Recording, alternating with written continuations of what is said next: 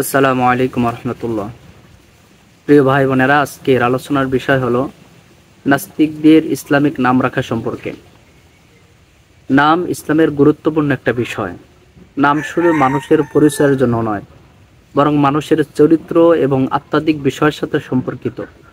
আল্লাহর নবী বিশ্বনবী বলেছেন, হে আমার উম্মতেরা, কাল কিয়ামতের ময়দানে তোমাদেরকে তোমাদের বাপ দাদার নাম ধরে ধরে তোমাদেরকে আহ্বান করা হবে, ডাকা হবে।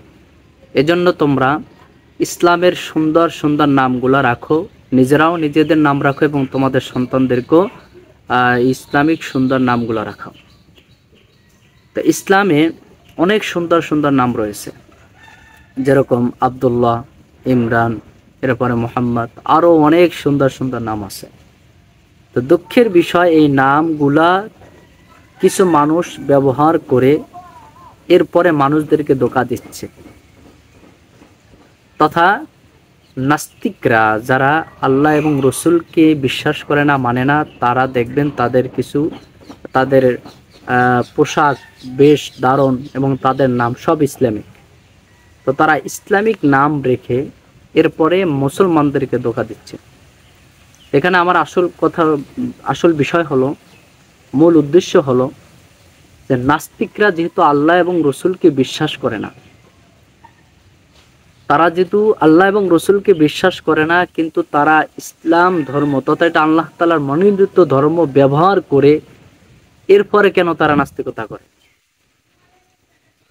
তারা যেহেতু আল্লাহকে ভালোবাসে না, আল্লাহকে বিশ্বাস করে না, রসুলকে বিশ্বাস করে না, এরপরও তারা কেন সেই ইসলাম ধর্ম ব্যবহার করে? তারা কেন সেই রসুলের আদর্শ গ্রহণ করে করে এরপর আল্লাহ রসুলের ব্যাপারে মিথ্যা বানোয়াটি কথা বলে?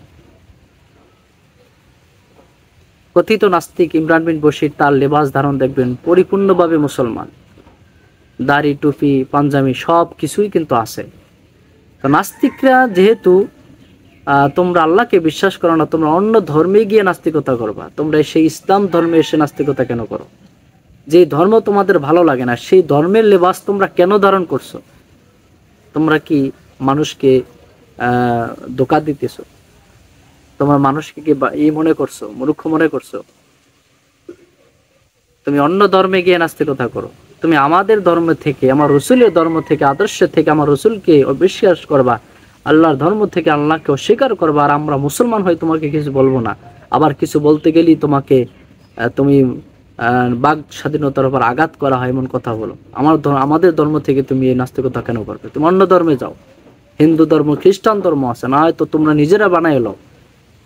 মানে এই ধর্মের থেকে এরপরে এই ধর্মের মানুষদেরকে ধোঁকা দিবি কেন? অবশ্যই কোনো মুসলমান এটা সহ্য করবে না। তুমি মুসলমান ধর্মের থেকে মুসলমানের ব্যাপারে উল্টাপাল্টা বলবা, সেটা মুসলমান কোশ্চিন কালও সেটা গ্রহণ করবে না, অবশ্যই তোমার বিরুদ্ধে অ্যাকশন নেবে।